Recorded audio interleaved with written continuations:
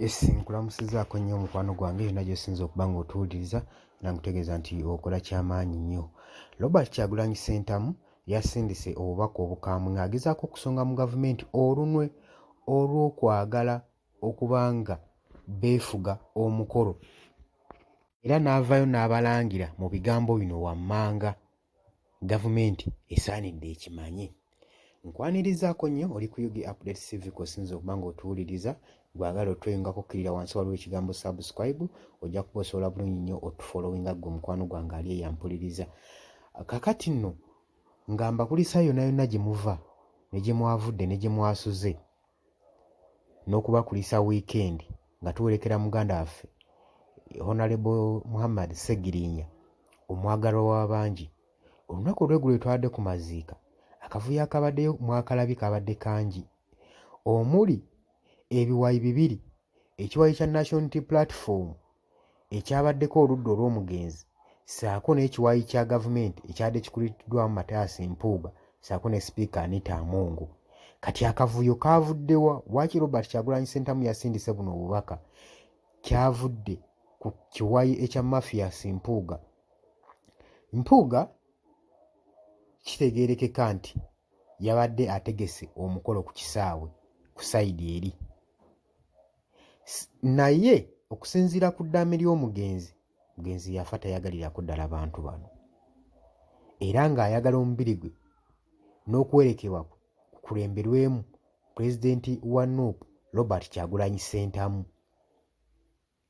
Wano mu kwogera, Robert Kyagulanyi Ssentamu yasinzidde n'alangira gavumenti n'abagamba nti mukimanye okuva n'olwaleero Muhammad Ssegiriinya teyeetaaga ssente zammwe n'akamu ku ssaawa zino. Ebyo mutegese emikolo mbu mwagala muwerekera mu bitiibwa mu byesigalize, kubanga akaseera ke yabeetaagirangamu temwavaayo. Akaseera bwe yali nga mukomera nga mumusibye ng'ali mu kuvunda, n'abasaba beyiro ne mugimumma, n'abasaba mutwale kaafune treatment, ekyo nakyo ne mukigaana. Kaakati ssaawa zino afudde, mwagala okulaga nti nno mufaayo mumwerekedde mu bitiibwa. N'abagamba Muhammad Ssegiriinya teyeetaaga wadde n'ekikumi kyammwe n'ekimu.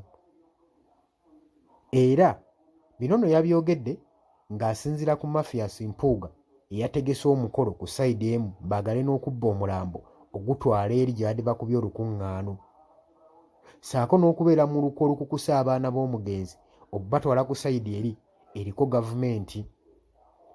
Robert Kyagulanyi Ssentamu agamba ssente ze mwakozesezza okukola omukolo, okutegeka omukolo omulala wali eri, kugula buli kimu kye mwayonoonye, singa mwazikute ne muziwa famire y'omugenzi Muhammad Ssegiriinya kyandibadde kiyambako, naye kiswaza nnyo nti ne mu kufa kwe mwayagadde okuba nga mumulyamu obusente, nti mwefuule nti mutegese omukolo, ebipande bino byayisiza byatutte obukadde bwe buti, ate kino tegeka omulambo okuleeta ebimuli byatutte ssente bwe ziti, nga mwagala kutegekawo pulojekiti gye mwagala okuliirako ssente mu kufa kwa Muhammad Ssegiriinya. Era Robert Kyagulanyi Ssentamu n'abagamba ekyo n'adde sinza akikkiriza wadde n'omulundi n'ogumu, era n'abagamba bane tumwe muswaleeko okuggyako obutategeera.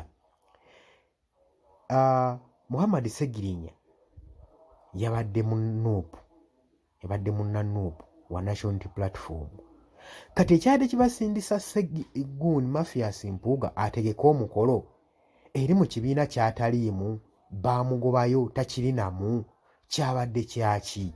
Ate nga ne bali babadde n'obusobozi obutegeka omukolo gwabwe. Bwe tulaba nti nno wano waliwo katwewungu mu gavumenti, waliwo ebitagatta.